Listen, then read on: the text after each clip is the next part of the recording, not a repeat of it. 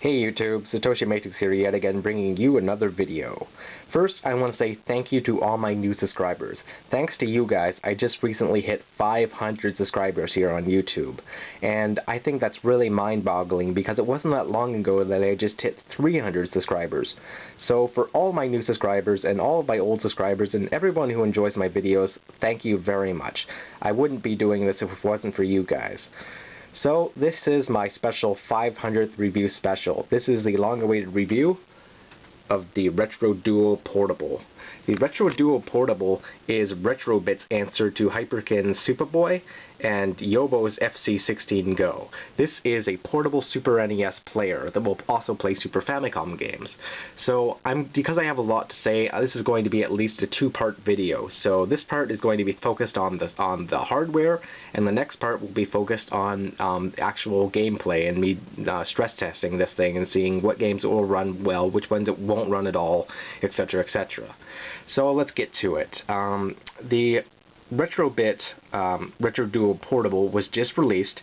It is again the competitor of the FC 16 Go and the Supaboy. This is the third domestic Super Nintendo portable, and it is debatably the best. This thing has a lot of things going for it. First of all, unlike the FC16 Go and the Supaboy, this thing, instead of having a 2.5 to 3 hour battery life, has a 6 to 8 hour battery life. That's right, it lasts 6 to 8 hours per charge. So you could be playing, your favorite Super Nintendo games for 8 hours straight without having to recharge the batteries or do anything.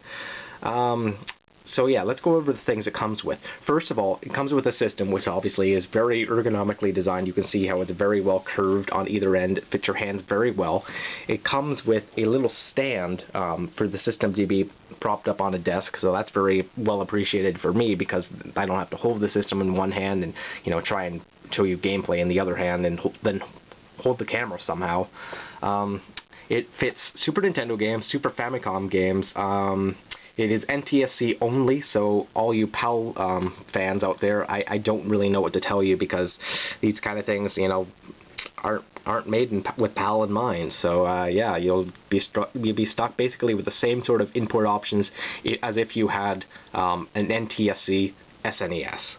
So for these kind of games, you will need to buy the North American games or the Japanese games to play on the system. So the system comes with this very cool little dongle. This dongle allows you to use real Super NES 7-pin controllers into this little proprietary adapter that fits into the side. But I'll get to that in a minute. Let's go over the features the system comes with. It has the power switch, which is right here, which I thought would bother me at first when I first saw this, because the power switch, I thought, with this, get your hands holding it, you might accidentally flick the power switch. But really, you don't have any sort of grip, in the palm of your hand, and you really have to be really deliberate with your efforts to knock the power off. So it's not an issue. Just above that, you have the AV or the AC input. That is what you charge the system with. Then you have the L and R buttons, which feel very nice. They're nice and clicky. You have the D-pad, which I'll get back to in a minute. It has the select, the start button, and here in the middle you have a contrast button that you can flip 4 times, which adjusts the volume, the brightness of the screen. And if you hold it down, what it will do is it will reset the game. Then you have the 4 face buttons, and again, I'll get back to those in a minute. On the other side, you have your controller port thing where you plug this little dongle into that. And up top, you have your headphone jack / AV output. And on the bottom, you have the volume slider, so that's why you're not hearing any volume out of this thing. So yeah. Other than that, that's basically the system. So let's go over some of its flaws, because the system, for all of its strengths and all the things that it has going for it, has some noticeable flaws. First of all is the D-pad.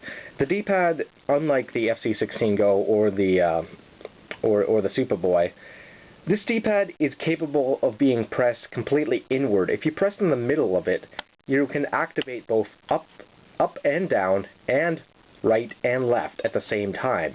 So what this does is when you press this down, you can be going left and right at the same time, and or up and down at the same time.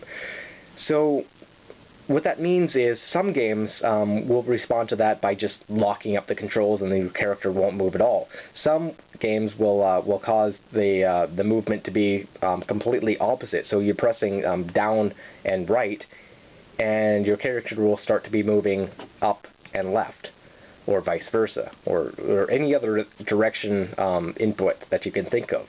So when you're using this D-pad, the stock D-pad it comes with, you really have to be careful that you only press the very edges where the directionals are, and not press ever in the center of it. Because if you press in the center of it, like I said, the entire D-pad will be activated, all 4 directions at the same time, and that can screw up your game. So you got to be really deliberate with your movements. The other thing is the face buttons. As you can see, they're colored like the Super Famicom face buttons, so that gets a plus in my book.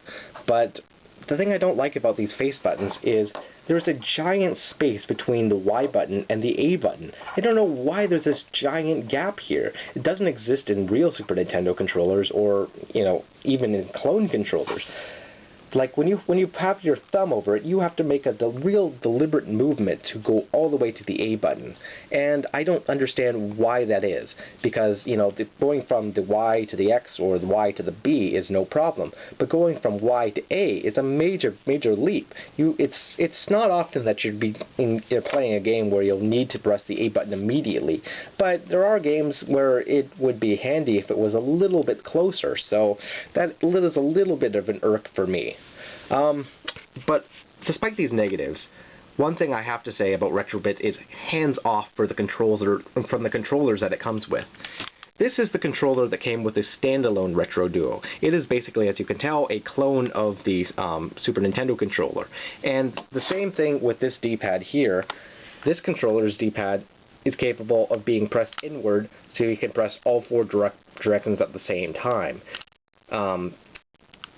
Yeah, and that is not a good D-pad. That is not an ideal D-pad, ones that you have to really be deliberate on the edges. But yeah, this controller tends to be one of the worst aspects of the RetroDuo. So, but luckily, the RetroDuo proper, the standalone RetroDuo, allows you to use Super Nintendo controllers and therefore completely avoid using these controllers. These ones are pretty junk. Likewise, this thing comes with a little dongle that allows you to use Super Nintendo controllers as well. But, better than that, it comes with its own phone controllers, which are absolutely fantastic. These right here. These RetroBit controllers are the best thing about the RetroDuo Portable. They are, hands down, the best clone controllers I've ever used for anything I've ever reviewed. The D-pad on these does not share the same problem with the built-in D-pad or the D-pad for the RetroDuo Portable, or for the standalone RetroDuo controller. This D-pad is much the same as the real Super Nintendo's. It is very responsive. It's the same size. It feels good in your hand. It's nice and clicky. It's everything that you would hope for in a D-pad. Then up top you have the 2 shoulder buttons, and they are identical like to a real Super Nintendo controller's shoulder buttons. They are nice and responsive. They have a nice bit of feedback on them, so a nice bit of resistance on them. You know, they feel solid. The start and select buttons feel very good, and then the face buttons. The face buttons are shaped and spaced out exactly where they should be, so you don't have that giant gap between the Y and the A buttons, the same as you do over here. Here, it's the normal Super Nintendo Diamond. The Y and X buttons are concave, the same as they are on a North American Super Nintendo controller, and the B and A buttons are convex. So you might think that this is all that the RetroDuo comes with, but it comes with one more thing that makes it pretty awesome. This right here, the Retro Port, as it's called. This thing is an adapter that allows you to run NES games on the Super Nintendo. So that's right, you can put this thing into your RetroDuo Portable, and it will allow you to play NES games on the RetroDuo Portable. Now, the unfortunate thing is, because this thing lacks any sort of video output, other than just to the LCD screen, it is incompatible with the real original hardware Super Nintendo. So you can't just plug this retro port into the Super Nintendo and expect your NES games to run. It will output audio, it will output the controls, but it won't output any video signal. And that's the same deal with other handhelds, with its competition that it comes with, the FC16 Go or the Supaboy. They are incompatible with this as well. So if you plug this into either one of those units, the same deal as real Super Nintendo, you'll only get the audio and you'll be able to input the controls, but you won't actually be able to see anything, which is, kind of the important bit. So other than that, let's see what else I can go over with in this hardware review section.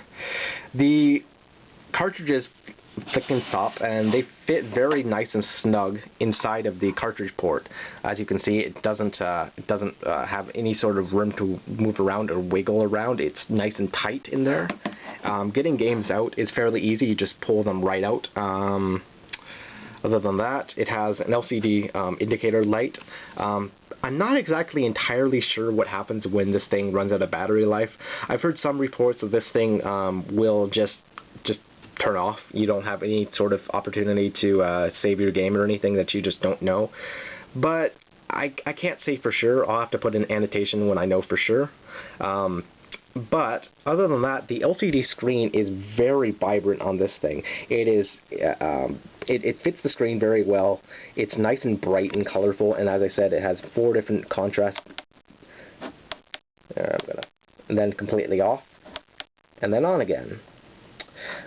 It also comes with an AV output that will go to a TV that fits into the stereo headphone jack, and that outputs a video signal to a television in composite video. The composite video signal is unfortunately very dark, the same way as the not the FC16 Go. The FC16 Go's is completely fine, but the Supaboy's video output is dark as well.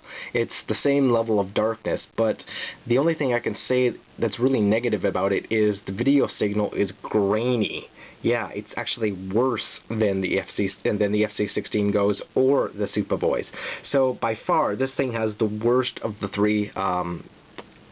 The worst video output to a TV of the 3 units. The Supaboy has, probably the middle ground, and the FC16 Go has the best composite video output. But yeah, this thing is compatible with a great many games. This thing doesn't have the compatibility issues as some of the other ones. In fact, I'll get into that in the next video, but there's a certain game that people are expecting that this system doesn't run, but it really does. So I'll leave that there for now. For now, I'm just going to say this system rocks, because first of all, these controllers are absolutely excellent. They can be used to more than make up for any of the shortcomings with the built-in controls. They can be used with the system in play, so you can use this as a portable device and still input the controls. Unlike the FC16 or the Super FC16 Go, you can use it. Unlike the Supaboy, I should say. The Supaboy, I'm going to get into that again, but the Supaboy, one of the most disappointing things about it is when the system is in portable mode, you can't use external controllers, which is mind-boggling and stupid. But here you can. So all you need to do is plug it into the dongle and plug in your Super Nintendo controllers. I'll get into reviewing the retro port and get into reviewing compatibility in the next review, but for now, thanks for watching.